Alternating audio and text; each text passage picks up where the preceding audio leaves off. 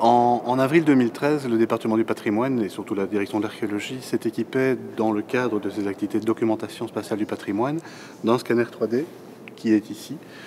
Ce scanner, en fait, est un outil qui vient complémenter la gamme d'outils disponibles pour faire le relevé, la documentation des interventions dans le cadre des monuments du patrimoine, mais aussi sur les sites archéologiques, les fouilles, toutes nos activités de terrain, l'archéologie du bâti et autres.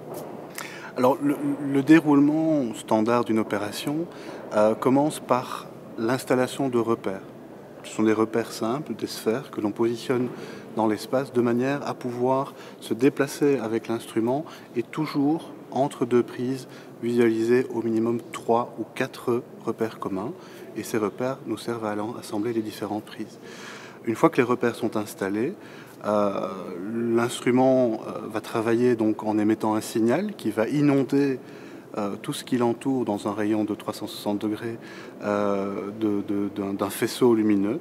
Et ce faisceau lumineux va permettre de calculer la position de tous les points, de toutes les surfaces qui sont rencontrées dans les 3 dimensions. Les avantages du scanner 3D sont nombreux. L'avantage le plus direct, c'est la densité d'informations qui est enregistrée dans une seule prise. On va accumuler pour une journée de travail jusqu'à 1 milliard de points de relevés. En assemblant toutes ces données, on obtient un volume de données dans un temps très réduit. Et donc ça, ce sont pour moi les 2 avantages principaux, sans compter évidemment la précision des mesures.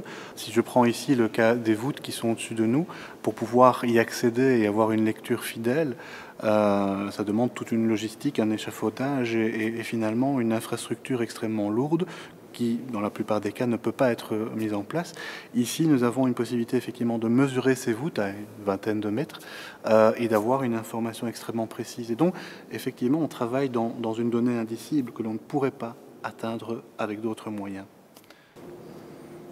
À partir de tous ces éléments, finalement, on constitue une source objective qui va servir de support pour les analyses tant des archéologues que des historiens de l'art, des ingénieurs, des architectes et de tout autre corps de métier. C'est clair qu'ici, on va figer finalement un état en 2013, en 2014, en 2015. Et dans quelques années, on pourrait revenir et faire un monitoring, finalement, de voir ce qui a évolué, ce qui a été amélioré quand il y a de la restauration ou ce qui s'est dégradé. Et donc, effectivement, c'est un outil qui participe à cette démarche de gestion et de protection du patrimoine en ce sens-là. Nous avons une source d'information qui va permettre d'alimenter les banques de données cartographiques, par exemple, planimétriques, une forme de planothèque du patrimoine et à court terme qui sera accessible au public et qui permettra d'interroger le patrimoine en temps réel. Le patrimoine, contrairement à ce que certains peuvent penser, n'est pas une contrainte, mais est une ressource et participe pleinement à toute la dynamique de développement de l'environnement, développement urbain, développement du territoire.